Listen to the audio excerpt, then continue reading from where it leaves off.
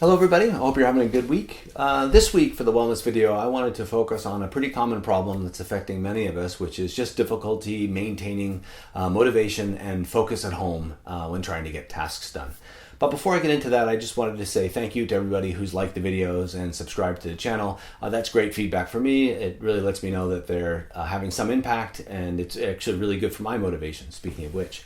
So with the challenge of maintaining motivation and focus on tasks, that can be related to more problematic issues like higher levels of depression or traumatic responses to experiences. That's not what I really want to focus on today. It comes out of a conversation I had with a student not too long ago who described to me that they were having difficulty with focus and just completing tasks. And so we talked a little bit about how they were experiencing the social distancing and the campus closure. And they were really pretty transparent. They said, look, this isn't particularly bothering me. It's like I feel like the situation with COVID-19 is going to resolve itself. My family, everything is fairly peaceful at home. I just can't get work done. And so we started to talk about some of the things that the student likes to do outside of their normal day. And the student's quite active. They do sports. They do a number of outdoor activities with their family. They're quite social. There's quite a few events that the family is involved with within their community. And so when you start thinking about the dimensions of wellness, and depending on which model you look at, there's different numbers. But if we look at the 8 dimensions of wellness model, there's if we start thinking about the different categories that are considered, it's like each one of those different aspects of our lives could be and probably has been impacted by the experience of COVID-19 so far. And so the categories, and I'll put a link in the description so you can find out more about these, but our emotional wellness, our dimension of spiritual wellness, intellectual wellness, physical wellness, environmental wellness, financial wellness, occupational wellness, and social wellness. And so thinking about, a student that maybe was playing a sport and then that sport had to stop, it's like there's a social domain to that, there's a physical domain to that. In a way, there's an occupational domain to that because the job of sort of working together as a team and feeling that sense of satisfaction can be huge. For many of us, our careers have been impacted, so that's a financial impact.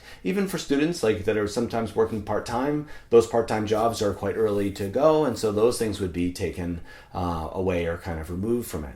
So when that happens, it's not surprising that our well-being suffers. And when you think about it, we would never go into other situations with a static mindset of everything should just be fine and turning a blind eye. So for instance, if we go to the beach, we don't go expecting one weather system or one weather pattern. We go ready for a variety of temperatures, whether it's going to be in the baking hot sun or whether it's going to be cool and windy. We're ready for that with some change options. Similarly, cooking. When we're cooking, we might use different size pots to accommodate the different ingredients. We might have to cook it at a slightly higher temperature or a lower temperature, or cook it for longer or for shorter, depending on how it's going. And our mental health is very similar. We can't just sort of go ahead expecting everything to be fine when so many things have happened outside of us. We have to respond and be a little bit mindful about those different dimensions.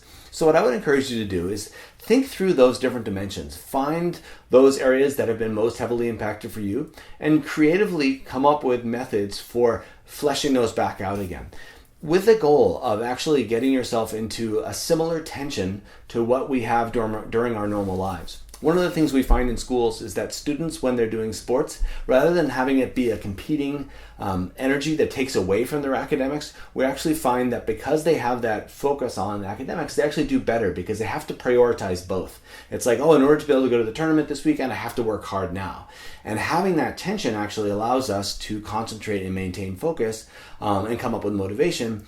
The situation that we're in right now with COVID-19 is that there's a great expression in Japanese. It's called dara dara. And that means just kind of being able to kind of lounge around and not really have that drive.